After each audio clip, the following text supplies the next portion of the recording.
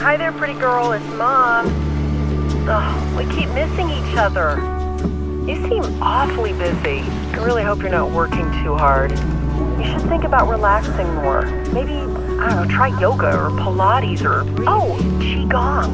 Who knew? You know, standing still could be so exhausting.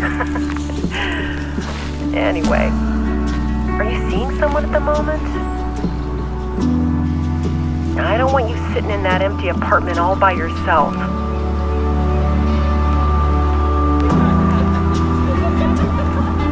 Maybe you could find some time tonight to have a romantic dinner with your mother. Nothing fancy or special. I can do the cooking, you know, if you don't have time.